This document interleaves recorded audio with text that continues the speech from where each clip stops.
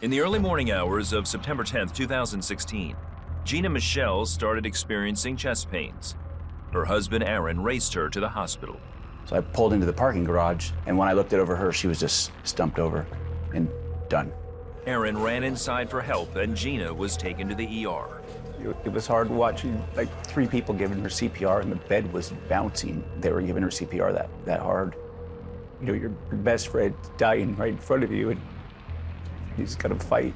Twice they shocked Gina's heart, but nothing worked. I remember looking up, seeing 0 heartbeat, 0 oxygen, zeros, just nothing, no hope at all. That I knew the devil was trying to take my wife, and I wasn't gonna let him win. And that's why I begged Jesus, I called on Jesus. Nothing they tried could get Gina's heart going.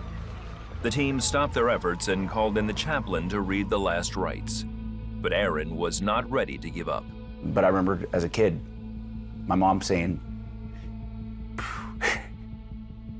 when you don't know what to do, call on Jesus. And I grabbed Gina's feet, and I started begging Jesus and calling on Jesus in life, and I was rebuking Satan. It felt like the room was shaking every time I would say, Jesus, Jesus, Jesus. And then all of a sudden, I remember the nurse going, "We got a heartbeat." The team jumped back to work and in minutes got Gina stabilized. Then they took her to ICU, but she had a long way to go. Sometimes it's a waiting game to see, even though you got the heart started, you don't know the results of how the other organs are acting immediately. Dr. James Basgar, a family friend and ER doctor for nearly 20 years, had come to give his support. By now, they had discovered the problem, a blocked artery that would require a stent. This is where the blockage was, almost close to 100% here. When this artery is blocked, it affects the left side of the heart, mainly the left ventricle, which pumps blood to the rest of the body. But surgery would have to wait. I remember the doctor going, you know, we're not out of the woods yet. You know, you have about a 24-hour window. We need to see purposeful movement. If we don't see that, you know, you're gonna have to make a difficult decision. It looked pretty grave.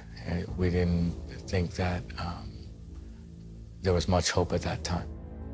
Aaron called on friends and family to pray. 350, 400 people plus messaged back, and their churches were praying all over the world.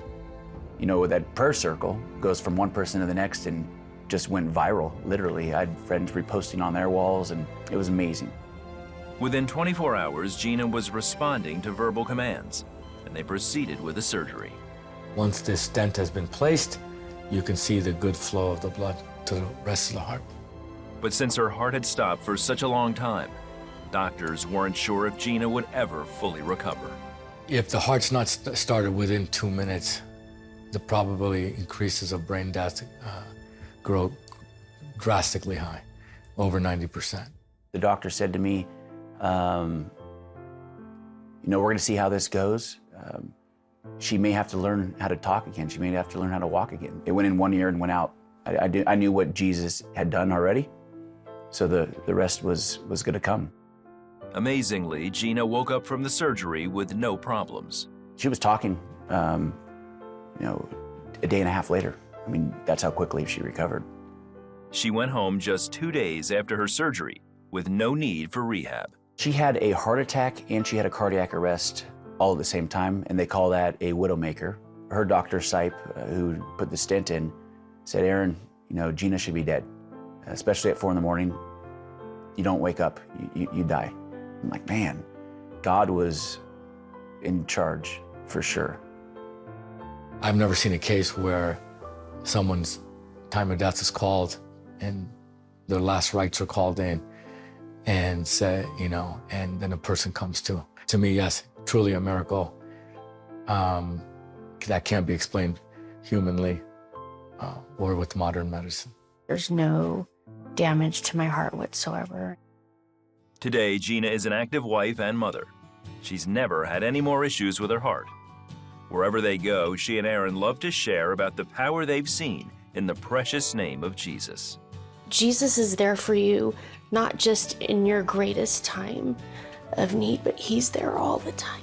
Talk to Jesus. I mean, even if you don't think he's listening, I promise, he's listening. I'm not this person I'm perfect, because I'm furthest thing from perfect. And I didn't deserve this. I didn't deserve my wife to come back. But Jesus is so faithful, and he loves you when you don't even deserve it. Jesus is alive. My wife is proof.